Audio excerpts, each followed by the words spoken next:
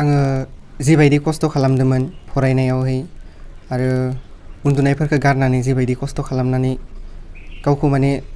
push खालामदोंमोन बेनि रिजाल्टखौ मोननानै आङो जोबोर गोजोननाय मोन्दों आरो बे खस्थ'आ आंनिल' हारसिं नङामोन आंनि टिचारनिबो आंनि बिमा बिफानिबो आरो आंजों जेसेबां लोगोफोर दंफायोमोन माखौबा बुजियाबा बिसोरनिफ्राय सोंनाय बिसोर आंखौ बुजायनाय बेफोर गासैबो जों लोगो जानानैनो खस्थ' खालामजोबनानै दा गासैनि रिजाल्टआबो मोजां जादों बेफोरखौ नुनानै गावनि थाखायबो मोजां मोनदों आरो मालायनि थाखायबो मोजां मोनदों जाय मानसिफोरा आंजों होफादोंमोन बिसोरबो जेसेबां मोजां खालामदों बिसोरनि थाखायबो मोजां मोनदों आरो माने जायना जाहैयासै आनफर्चुनेटलि बिसोरो एसां दुखु खालामनो नाङा माने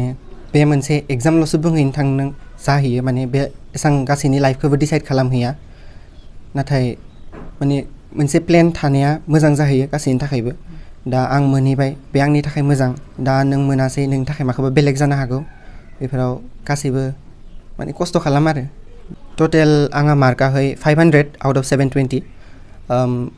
अल इन्डिया रेंकआहै आंहा 89,477 ओमफ्राय एसटि रेंकआ आंना 875 कचिंखौ आङो आजमल फाउन्डेसनाव लादोंमोन हजायावहै बेयाव बेनोसै बोसोरसेनि थाखाय लाहैबाय आरो आङो इन्टिग्रेटेड नङामोन 11-12आ फरायनाया माबायदि 1निफ्राय 10सिम आं बे जोंनि हम टाउन रौता सारियालियावहै सेक्रेड हार्टआव फरायदोंमोन ओमफ्राय 11-12 एइचएसखौ आङो तेजपुरावहै विजडम सिनियर सेकेन्डारि स्कुल होननायाव फरायहैदो ओमफ्राय बिनि उनाव आं खेबसे ड्रप लाबावदोंमोन बेखौ आङो जोंनि बे बिटिआरनि स्किम सुपार 50नि थ्रुयै आङो एलएनआव कचिं खालामहैदोंमोन बेखौ आनफर्चुनेटलि आं हाहैयासैमोन बे फार्स्ट एटेम्पखौहाय बेनि उनाव आं सेकेन्ड ड्रपनि थाखाय बे आजमलाव थांबाय बेयावहाय खालामहैबाय आरो ओमफ्राय दायो ओरैनोलाय 500 दं आङो अल इन्डिया रेंकआथ' एसटि केटेगरि हिसाबै थिगानो फैदो बेखौ आङो माबा बे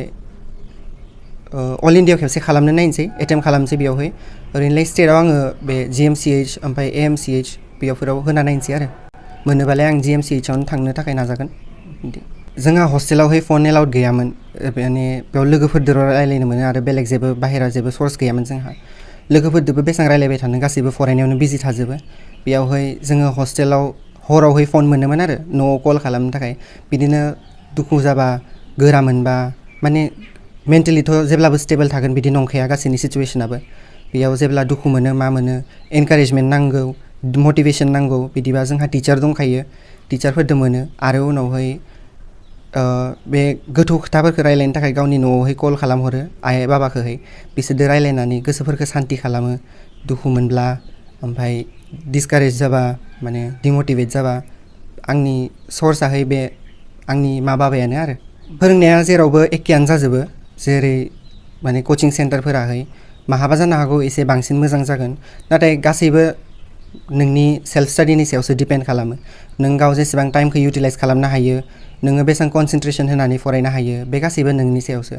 आजमलाव जोंहा कचिंआ मोजाङा बेनो जाहैबायदि माने बेयाव हस्टेल दंमोन जोंखौ नायनो थाखाय वार्डेनफोर दंमोन फरायनायफोरा रुटिनफोरा गासैबो स्ट्रिक्ट गोजामोन बेयाव पिजि होननाय माबा थाया जोङो थाहैयासै पिजियावहाय हस्टेलाव थानानै बे गावनि सायाव मेहनत खालामबाय फरायनायखौ बिसोरो पुश खालामबाय जोङो डिसिप्लिन थानानै फरायबाय बेफोरनि जाहोना बेनो आरो दायो उन्दैनिफ्रायथ' आंहा माबा एमा बेलेगसोमोन आं इन्जिनियार जाहैनो होनना सानलायलायोमोन उनाव 9फोरसिम सफै आंहा बाय'लजियावहाय इन्ट्रेस्टआ बारिबायना बाय'लजियाव इन्ट्रेस्ट बारिनानै आंहा बे मेडिकेल फिल्डथिंबो माने फरायनो मोजां मोनो आं मानसिनि बारै मिथिनो थाखाय जोबोर मोजां मोनो मानसिनि सिङाव मा थायो मादि बेफोरखौहाय मोजां मोननो थाखाय आंहा इन्ट्रेस्टआ बेफोराव बारिनानै आं दा मेडिकेल फिल्डखौहाय चुज खालामबाय आरो दिनै आंनि फिसाया जाखिनि खस्थ' खालामनानै दिनै बेखिनिसिम सफैदो बेवहायनो जोङो जोबोर गोजोननाय थादों निटआव उथ्रिनायनि थाखाय बिराद गोजोननाय थाबाय आं फिसा जानानै बेखिनिखौ बुंनानै आं बिराद खस्थ' खालामदों थांलाय फैलाय खालामनानै हस्टेलाव थांनायाव थांलाय फैलाय खालामनाय दिनाव मेहमान जानांगौ सुबिदा होदों आं गुथायखिनिखौनो फरायनायाव जों बिराद स्ट्रिक्टलि लायोमोन मोजाङै फराय मोजाङै लिर फराय सामफ्रामबो जों माने नोजोर होयोमोन आरो जेरावखि थाङा मानोबो जोंबो नोजोर होयोमोन माब्लाबा थांनो नागिरबा जों माब्लाबा न'आव फै थानांगौ न'आव फरायनांगौ होननानै बेखिनि जों डिरेक्सन होबाय थायोमोन दा जों फिसाला निट पास खालामनायनि थाखाय जों बिराद गोजोननाय मोन्दों दा काउन्सिलिं दङ बे काउन्सिलिंआव जा बहा मोनो बे हिसाबै जों दाने